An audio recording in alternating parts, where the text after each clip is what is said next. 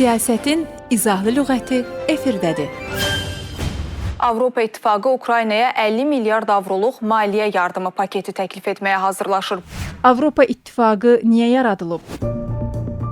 Sualımızı Siyasi Elmlər üzrə fəlsəfə doktoru, Beynəlxalq Münasibətlərin Təhlili Mərkəzinin baş məsləhətçisi Mətin Məmmədli cavablandırır. Avropa İttifaqı 2-ci Dünya müharibəsindən sonra Avropada davamlı sülhün və iqtisadi inteqrasiyanın təmin edilməsi məqsədi ilə yaradılıb. Müharibələr Avropanı iqtisadi, siyasi və sosial baxımdan dağıtmış, qitəni dərin böhranlarla üz-üzə qoymuşdur.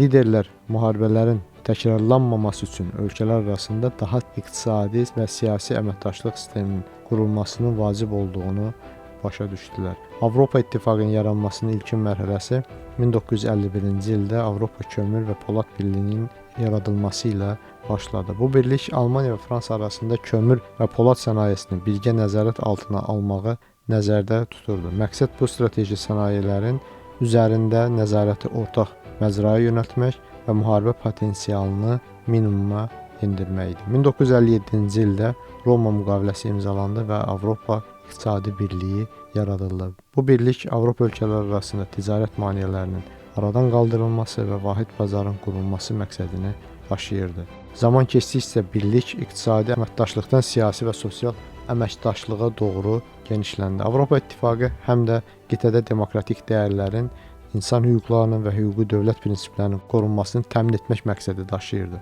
Avropa İnsan Haqları Konvensiyası və digər hüquqi sənədlər ittifaq daxilində vətəndaşların hüquqlarının təmin edilməsini nəzərdə tuturdu. 1993-cü ildə imzalanan Maastricht müqaviləsi ilə birlik Avropa İttifaqını aldı və iqtisadi əməkdaşlıqdan əlavə xarici siyasət və təhlükəsizlik sahələrində də inteqrasiya genişləndirildi. Hal-hazırda Avropa İttifaqı dünyanın ən böyük iqtisadi siyasi birliklərindən biridir və qlobal səviyyədə əhəmiyyətli siyasi aktor hesab olunur.